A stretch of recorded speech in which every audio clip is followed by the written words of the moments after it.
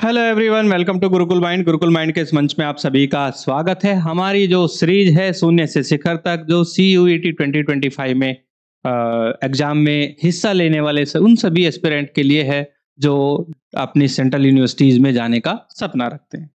उनके लिए हमने सीरीज यूट्यूब पे बिल्कुल फ्री ऑफ कॉस्ट चलाई हुई है। सीरीज में हम क्या कराते हैं कि 15 MCQ जो हैं वो प्रत्येक टॉपिक से कराते हैं, जैसे कि स्टैटिक जीके का आज का जो टॉपिक है आपका वो इंडियन पॉलिटी एंड कॉन्स्टिट्यूशन है। तो स्टैटिक जीके के किस टाइप के क्वेश्चन इसमें पूछे जाते हैं वो आपको यहाँ से एक आइडिया हो जाता है। सो गाइज, आप सभी से जो है आप सभी क्या कर सकते हैं कि इससे हमारी सीरीज से जुड़ सकते हैं। हमारे चैनल को आप सब्सक्राइब कीजिए ताकि नोटिफिकेशन आपके पास सबसे पहले पहुंच जाए। ठीक है, तो इसमें अगर हम बात करें, स्टैटिक जीके एक अहम रोल प्ले करता है आपका GAT सेक्शन के लिए। GAT जो सेक्शन है वो जनरल एप्टीट्यूड उसको बोलते हैं। उसमें मैथ, रीजनिंग्स और जनरल स्टडीज और आपका जो है ये चीजें इसमें आते हैं। और इसमें एक पोर्शन होता है स्टैटिक जीके का। स्टैटिक जीके का अपना रोल होता है आपका किसी भी एग्जामिनेशन को क्लियर करने का। ठीक है, इसके अपने क्वेश्चन की अपनी प्रकृति होती है, अपना नेचर होता है। तो चलिए यहाँ पे हम जो है डिस्कस करते हैं। डिस्कस करने से पहले हम आपको बता दें कि जो स्टूडेंट जो है ट्राई कर रहे हैं कि चलिए कोई कोर्स हम ले लेते हैं, तो कोर्स की अगर हम बात करें, आपको gurukulmind.com की वेबसाइट पे जाना है, www.gurukulmind.com पे जाना है। वहां से आप कोर्स के बारे में जानकारी ले सकते हैं। साथ ही आप क्या कर सकते हैं कि हमारा जो ऐप है गुरुकुल माइंड, इसको आप गूगल प्ले स्टोर से जो है इंस्टॉल कर सकते हैं। फिर जो है अपना रजिस्ट्रेशन उसमें कर सकते हैं और उसके बाद आप क्या कर सकते हैं, कोर्स को परचेज कर सकते हैं। कोर्स बहुत ही रिजनेबल प्राइस में है। कोर्स के फीचर्स की अगर हम बात करें तो कोर्स आपका, अगर हम फैकल्टीज की बात करें तो सभी फैकल्टीज ने सारे लेक्चर्स जो है वो बाइलिंगुअल डिलीवर किए हैं, ताकि हिंदी मीडियम और अंग्रेजी माध्यम में पढ़ने वाले दोनों ही जो आपके एस्पिरेंट हैं वो इसका फायदा उठा सके। अब हम बात करते हैं कि कोर्स में जो कंटेंट है, तो कंटेंट की अगर हम बात करें, जैसे हमारा ई बुक है, ई बुक दोनों फॉर्मेशन में है। अगर आप हिंदी में किसी भाषा को समझते हैं तो हिंदी भाषा में भी ई बुक दिया हुआ है। अगर आप इंग्लिश भाषा को समझते हैं तो आप जो है इंग्लिश भाषा में भी उसको पढ़ सकते हैं। हिंदी और इंग्लिश दोनों में ये कोर्स है। साथ ही वहीं पे अगर हम बात करें MCQs की, तो हमारी पूरी टीम ने जो है दिन रात मेहनत करके 2500 MCQs जो है बिल्कुल जो है रिलेवेंट MCQs, एक्सपेक्टेड MCQs हैं सारे, वो बनाए हैं। और वो MCQs क्या करेंगे कि आपकी जो प्रिपरेशन है उसको बहुत ज्यादा एनहेंस करेंगे। ठीक है, तो 2500 MCQ जिसमें अवेलेबल हैं। और साथ ही अगर हम बात करें अपने कोर्स की, तो कोर्स में ई बुक जो है दोनों लैंग्वेज में दी गई है और टेस्ट सीरीज भी अगर चाहें तो आप ज्वाइन कर सकते हैं। तो ये सारी चीजें अगर आपको जानकारी चाहिए तो सबसे पहले आपको हमारा एप्लीकेशन इंस्टॉल करना पड़ेगा और उसके बाद जो है उसमें रजिस्ट्रेशन करना पड़ेगा। आपको सारी जानकारी हमारे उस ऐप से मिल जाएगी। ये हमारी जो है टीम है, कुछ टीम यहाँ पे है, कुछ नहीं है। ठीक है, तो इन्होंने मिलकर जो है इस कोर्स को बनाया है। अब हम इसमें बात करते हैं क्वेश्चंस की। सबसे पहला क्वेश्चन आता है आपका, क्वेश्चन की अगर हम बात करें, question number 1, who is known as the father of the Indian constitution. Normally जो है ये क्वेश्चन स्टैटिक जीके में पूछ लिया जाता है छोटे किसी भी एग्जाम में। बहुत नॉर्मल क्वेश्चन है, लेकिन स्टार्टिंग यहीं से करनी है। ठीक है, तो आप समझ गए होंगे कि स्टैटिक जीके में कैसे क्वेश्चन आपको पॉलिटी एंड कॉन्स्टिट्यूशन यानी राज्य व्यवस्था और संविधान से पूछे जा सकते हैं। तो इसमें अगर हम बात करें, इसका आंसर आप जानते ही हैं। अब जैसे हम बात करें इसमें जवाहरलाल नेहरू, सरदार पटेल, डॉक्टर भीमराव अंबेडकर और महात्मा गांधी। देखिए, महात्मा गांधी की अगर हम बात करें तो ये संविधान सभा में थे ही नहीं।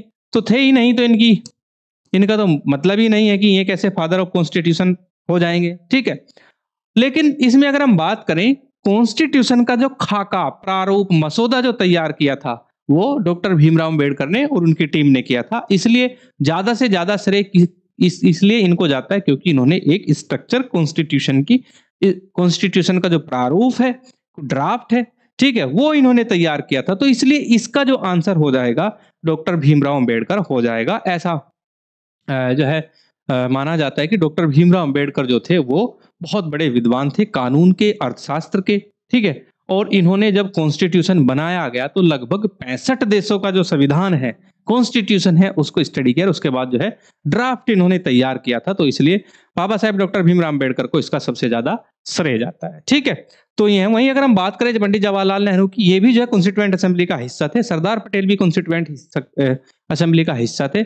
जहां पे संघ शक्ति जो कमेटी है आपकी, यूनियन जो पावर कमेटी है, उसकी अगर हम बात करें तो उसका जो अध्यक्ष थे वो पंडित जवाहरलाल नेहरू थे। वहीं अगर देखा जाए आपकी जो राज्यों पर समिति थी और अल्पसंख्यक मामलों की जो समिति थी उस पर सरदार पटेल वहां पे इस मैटर को देख रहे थे। ठीक है, तो आंसर इसका क्या हो जाएगा? आंसर हो जाएगा सी इज राइट आंसर। चलिए, अब उसके बाद आता है question number 2, which schedule of the Indian constitution deal with the anti defection law. ठीक है, यानी कौन सी शेड्यूल है जिसमें एंटी डिफेक्शन लॉ के बारे में बताया गया है, इसका आपको आंसर देना है। ठीक है, तो भारतीय संविधान की कौन सी अनुसूची दल बदल विरोधी कानून से संबंधित है, ये आपको बताना है। ठीक है, तो इसका क्या आंसर होगा?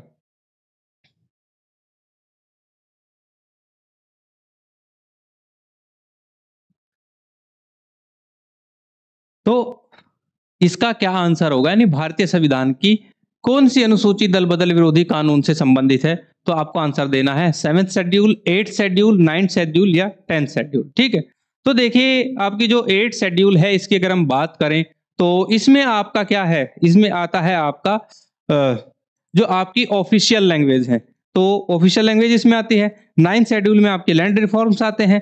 वहीं अगर हम बात करें आपकी 10th शेड्यूल की, तो 10th शेड्यूल में आपका एंटी डिफेक्शन लॉ आता है। एंटी डिफेक्शन लॉ को हिंदी में दल बदल कानून भी कहते हैं। ये उन जो है आपके पीपल्स रिप्रेजेंटेटिव्स पर लगता है, यानी एमपी और एमएलए जो होते हैं आपके, जो जनप्रतिनिधि होते हैं, उन पर लगता है, जो ठीक है पार्टी लाइन से बाहर जाकर किसी दूसरे दल को बिना किसी कारण के, या जो है जो भी उसमें पीपल रिप्रेजेंटेटिव एक्ट 1951 में दिया गया उसके क्लोज का वोलेशन करके दूसरे दल में चले जाते हैं, उनके ऊपर एंटी डिफेक्शन लॉ लग जाता है। ठीक है, तो आंसर क्या हो जाएगा इसका?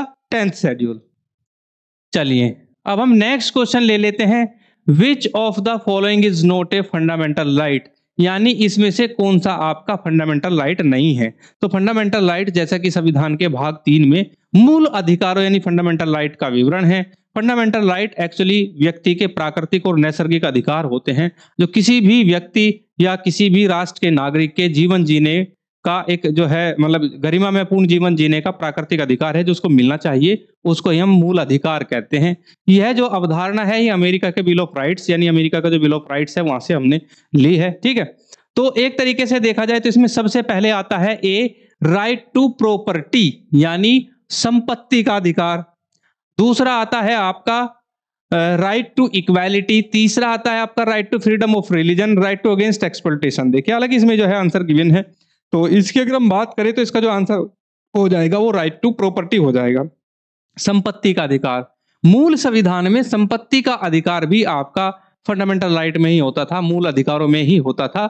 बाद में इसको जो है 44वें संविधान संशोधन विधेयक द्वारा यहां से उठाकर जो है उसको संवैधानिक अधिकार बना दिया गया, लेकिन ये मूल अधिकार नहीं रहा है अभी राइट टू प्रॉपर्टी। ठीक है, चलिए अब हम बात करते हैं, which fundamental right prohibits discrimination on the ground of religion, race, caste, sex और पैलेस ऑफ बर्थ, यानी कौन सा मौलिक अधिकार धर्म, जाति, नस्ल, लिंग या जन्म स्थान के आधार पर भेदभाव नहीं करता, भेदभाव करने से रोकता है, तो वो मौलिक अधिकार बताना है।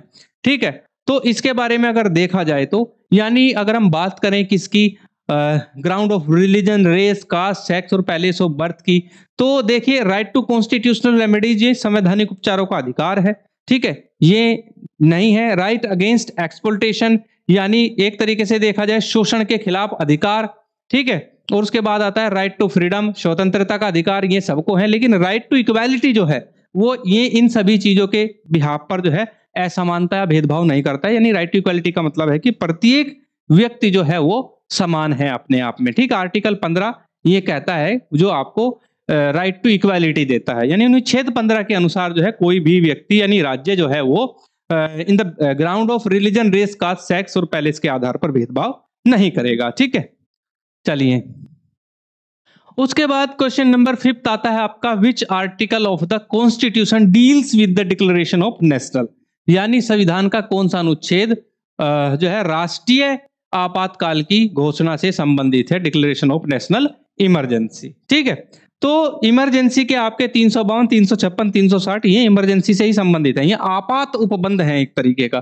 तो आपको इसका आंसर बताना है। इसका आंसर हो जाएगा, आपका आंसर इसमें गिवन है आर्टिकल 352, अनुच्छेद जो है 352 जो है वो आपका किसके बारे में बताता है, राष्ट्रीय आपात यानी नेशनल इमरजेंसी के बारे में बताता है। ठीक है, आर्टिकल 356 जो है वो आपको किसके बारे में बताता है, वो प्रेसिडेंट रूल यानी राष्ट्रपति शासन के बारे में बताता है। किसके बारे में? राष्ट्रपति शासन के बारे में। और 360 जो है वो आपको फाइनेंशियल इमरजेंसी के बारे में बताता है, यानी एक तरीके से देखा जाए आपका वित्तीय आपात के बारे में बताता है। तो ये तीनों चीजें आपको ध्यान रखनी है, 352, 356, 360। 352 नेशनल इमरजेंसी, 352 प्रेसिडेंट रूल जो कि राज्य में राष्ट्रपति का शासन होता है, और 356 जो है वो आपका फाइनेंशियल इमरजेंसी से संबंधित है।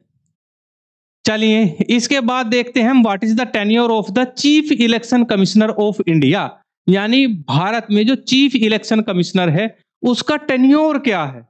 तो चीफ इलेक्शन कमिश्नर, पहले तो हम बात करें कि आर्टिकल 324 के अनुसार एक संवैधानिक संस्था है। ठीक है, क्या है? कॉन्स्टिट्यूशनल बॉडी है, कॉन्स्टिट्यूशनल पद है, उसको चलाने वाला जो कमिश्नर है वो क्या है? आपका कॉन्स्टिट्यूशनल पोस्ट है। तो संविधान उसके लिए डिफाइन करता है कि वह व्यक्ति 6 साल या 65 वर्ष जो भी पहले हो, ठीक है, यानी उसकी जो उम्र है वो कितनी होनी चाहिए? 6 साल या 65 वर्ष जो भी इसमें पहले हो, ये इसकी आयु होनी चाहिए। यानी कोई भी व्यक्ति अगर 64 वर्ष का भी है लेकिन उसने टेन्योर 6 साल का पूरा कर लिया है तब उसको रिटायर होना पड़ेगा। अगर कोई व्यक्ति पूरे 65 वर्ष कर चुका है, टेन्योर अभी 4 साल का ही हुआ है, तो तब भी उसको रिटायरमेंट वहां से लेना पड़ेगा। ठीक है, चलिए अब हम नेक्स्ट क्वेश्चन ले लेते हैं। नेक्स्ट क्वेश्चन है which amendment in known as the mini constitution of India. तो वह कौन सा संविधान संशोधन है जिसे मिनी कॉन्स्टिट्यूशन ऑफ इंडिया के नाम से जाना जाता है? तो भारतीय इतिहास में जो आपका 42वां संविधान संशोधन विधेयक है, ठीक है, उस टाइम पे बहुत सारे संविधान में क्या किए गए थे? परिवर्तन किए गए थे, इसलिए इसको जो है 42वें संविधान संशोधन जो है एक बुक बन गई थी, ठीक ठाक, तो इसलिए इसको मिनी कॉन्स्टिट्यूशन का नाम दे दिया गया था। तो इसका जो आंसर हो जाएगा आपका ए हो जाएगा 42वां संविधान संशोधन विधेयक या 42nd amendment of the 42nd constitutional amendment. ठीक है, नेक्स्ट क्वेश्चन ले लेते हैं which constitutional amendment lowered the voting age from 21 to 18, यानी किस संवैधानिक संशोधन ने मतदान की आयु 21 से घटाकर 18 कर दी गई थी। देखिए पहले अगर हम बात करें कॉन्स्टिट्यूशन में अडल्ट यूनिवर्सल फ्रेंचाइजी की, यानी जो वयस्क मताधिकार की जब हम बात करते थे तो स्टार्टिंग में जो एज रखी थी वोटिंग की वो 21 वर्ष रखी थी। यानी स्टार्टिंग में कॉन्स्टिट्यूएंट असेंबली के लोगों को मानना था कि 21 वर्ष का व्यक्ति मैच्योर होता है, परिपक्व होता है, वो जानता है कि किसको चुनना है या नहीं चुनना है।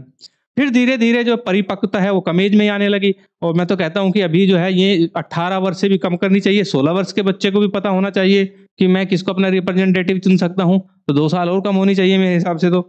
लेकिन उसके बाद क्या था कि इन्होंने क्या किया कि 61वां संविधान संशोधन विधेयक बिल जो है वो पार्लियामेंट में लेकर आए, और उसके अनुसार जो थे 61वें संविधान संशोधन विधेयक के अनुसार जो है ये एज 21 वर्ष से घटाकर 18 वर्ष कर दी गई थी। यानी 18 वर्ष या इससे ऊपर का कोई भी व्यक्ति वोट डालने का अधिकारी है। तो आंसर इसका क्या हो जाएगा? सी इज राइट आंसर।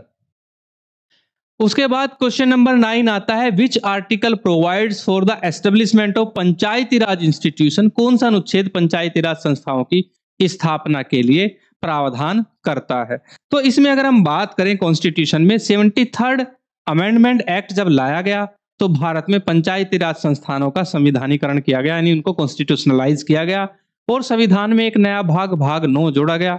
ठीक है, और उसमें आर्टिकल जोड़ा गया 243 A B C D E F G H ऐसे करके उसमें सारे प्रोविजन जितने भी थे वो उसमें डाले गए।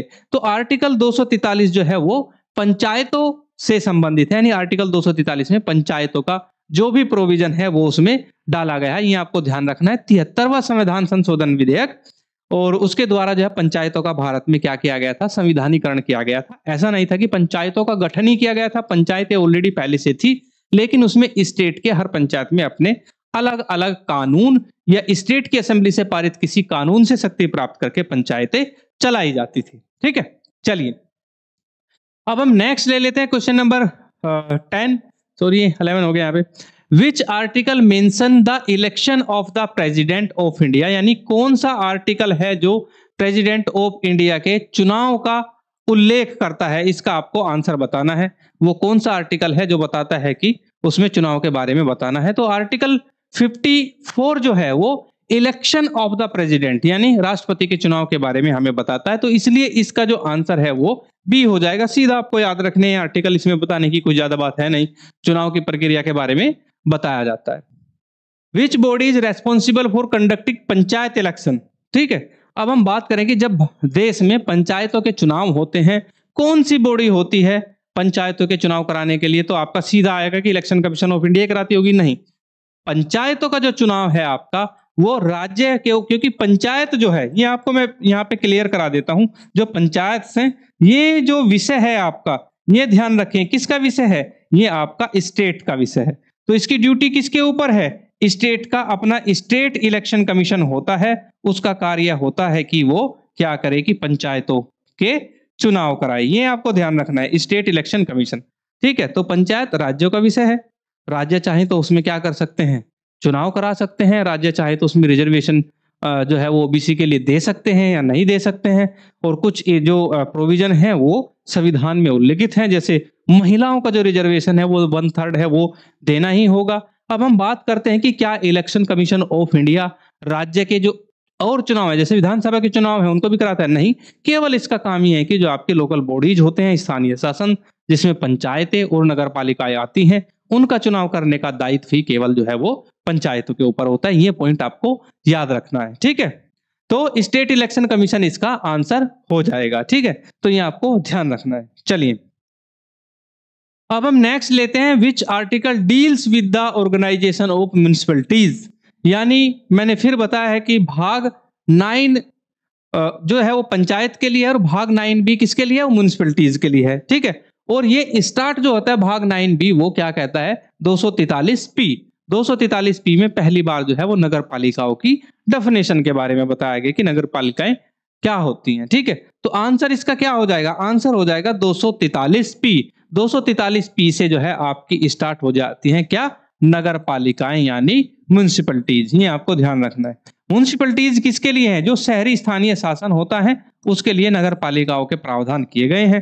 ठीक है, और 243 से आपके स्टार्ट है पंचायतों के लिए। 73rd अमेंडमेंट एक्ट जो है वो पंचायतों के लिए का संवैधानिकरण करने के लिए आया था, और 74th अमेंडमेंट एक्ट जो है वो नगर पालिकाओं को संवैधानिकरण करने के लिए जो है बिल पास किया गया था संसद में। ठीक है, तो ये आपको इसमें ध्यान रखना है। तो आंसर क्या हो जाएगा, इसका आंसर हो जाएगा बी, 243P।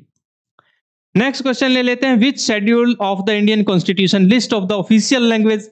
ठीक है, यानी वो कौन सी शेड्यूल है जिसमें ऑफिशियल लैंग्वेज के बारे में बताया गया था। वीडियो में मैंने पहले भी जिक्र किया है कि किसके बारे में बताया गया था। ठीक है, तो इसका जो आंसर है, हालांकि आंसर गिवन है, 8th शेड्यूल है। 8वीं अनुसूची में 22 भारतीय लैंग्वेज को जो है वो ऑफिशियल लैंग्वेज यानी राजभाषा का दर्जा हुआ है, जिसमें आपके हिंदी, मराठी, उर्दू, पंजाबी, ठीक है, और इसमें मलयालम, कोंकणी, कन्नड़, तमिल, बोडो, और आपकी ये कुल मिलाकर ऐसी जो है आपकी मैथिली नहीं है, तो ऐसी जो है आपकी कितनी भाषाएं हैं, सिंधी भी उसमें एक भाषा है, तो 22 भाषाएं हैं जो पूरे भारतवर्ष के कहीं ना कहीं किसी ना किसी रीजन, राज्य या एक छोटे से क्षेत्र में बोली जाती है। उसको क्या कहते हैं हम, ऑफिशियल लैंग्वेज यानी राजभाषा। तो इनकी संख्या कितनी है, 22 लैंग्वेज हैं आपकी, जो आपकी ऑफिशियल लैंग्वेज है, जो 8th शेड्यूल में लिस्टेड है। ठीक है, जो भी 8वीं अनुसूची में जिस भाषा को लिस्टेड कर दिया जाता है वही आपकी ऑफिशियल लैंग्वेज मानी जाती है। ठीक है, चलिए अब हम ले लेते हैं question number 14, which article provides for the impeachment of the president. यानी वो कौन सा आर्टिकल है जिसमें राष्ट्रपति के ऊपर महाभियोग लगाया जाता है। अब जो इम्पीचमेंट जो प्रोसेस है वो सिद्ध कदाचार या संविधान के उल्लंघन जो है राष्ट्रपति अगर करता है तो तब जो है वो संसद द्वारा लगाया जाता है। उसको 50 प्रस्तावक राज्यसभा में और 100 प्रस्तावक उसको कहाँ चाहिए, प्रस्तावक या अनुमोदक किसमें, लोकसभा में। दोनों में से किसी भी हाउस में चलाया जा सकता है, दोनों हाउस में उसका पास होना जरूरी है। जैसे वो पास हो जाता है राष्ट्रपति इम्पीच समझा जाता है, यानी वो निष्कासित समझा जाता है। ठीक है, तो ये जो दिया गया है आपका आर्टिकल 61 में दिया गया है, अनुच्छेद 61 में जो है इसका सी आंसर हो जाएगा। 61 में जो है महाभियोग का प्रावधान जो है राष्ट्रपति के बारे में बताया गया है। उसके बाद क्वेश्चन नंबर 15 आता है आपका, which constitutional amendment introduce goods and services tax. यानी आपका वस्तु एवं सेवा कर के लिए कौन सा संविधान संशोधन किया गया था, ये आपको इसका आंसर बताना है। किस संविधान संशोधन विधेयक के द्वारा गुड्स एंड सर्विसेज टैक्स जो है वो लाया गया था। तो इसका जो आंसर है सीधा है, सभी जानते हैं कि 101 कॉन्स्टिट्यूशनल अमेंडमेंट जो किया गया था, ठीक है, उसके द्वारा जो है भारत में जीएसटी जो है गुड्स एंड सर्विसेज टैक्स जो है उसको इंट्रोड्यूस किया गया था। कि जीएसटी होता क्या, पूरे देश में जीएसटी लगता ही है। आप पेन खरीदते हैं, कुछ भी, मैं माइक खरीदता हूं तो लिखा रहेगा जीएसटी इतना, इतना आपको जीएसटी देना पड़ेगा। तो ये 101वां संविधान संशोधन विधेयक द्वारा ये चीजें लाई गई थी। सो गाइस, आज की जो क्लास है जिसमें हम यहीं पे जो क्वेश्चन करते हैं, उससे पहले हम जान लेते हैं कि जो हमारा जो गुरुकुल माइंड प्लेटफॉर्म है, इसने सीयूईटी 2025 के लिए कोर्स लॉन्च किया हुआ है। इस कोर्स को आप चाहें तो जो है हमारा एप्लीकेशन आप इंस्टॉल करें, रजिस्टर्ड करें और कोर्स को जाकर परचेज कर सकते हैं। कोर्स बहुत ही ज्यादा रिजनेबल प्राइस में रखा हुआ है। पूरी टीम ने जो है दिन रात जो है हमारे साथ मेहनत करके इसको जो है लॉन्च किया है, इसको बनाया है। कोर्स में जो है लगभग 2500 एमसीक्यू जो है आपको हिंदी और इंग्लिश दोनों लैंग्वेजेस में प्रोवाइड किए हुए हैं। और इसी के साथ ही कंटेंट की अगर हम बात करें, कंटेंट के फीचर की बात करें, तो कंटेंट भी जो है आपका ई बुक की बात करते हैं, हिंदी और इंग्लिश दोनों में है। अगर आप टेस्ट सीरीज ज्वाइन करना चाहते हैं, वो भी हिंदी और इंग्लिश दोनों में है, ठीक है। और साथ ही इसमें अगर हम बात करें हमारे कोर्स में, इस कोर्स से क्या कर सकते हैं, आपने जो है हमने कंसाइज मैटर को बहुत ज्यादा कंसाइज किया हुआ है। इतना नहीं कि बहुत बड़ा ब्रॉड सिलेबस हम देते हैं। 1 मंथ में भी जो है आप इसको क्या कर सकते हैं, कवर कर सकते हैं और अच्छे से जो है अपनी ड्रीम यूनिवर्सिटी में पहुंच सकते हैं। सो गाइस, आज के लिए इतना ही। अब मुझे दीजिए इजाजत। धन्यवाद।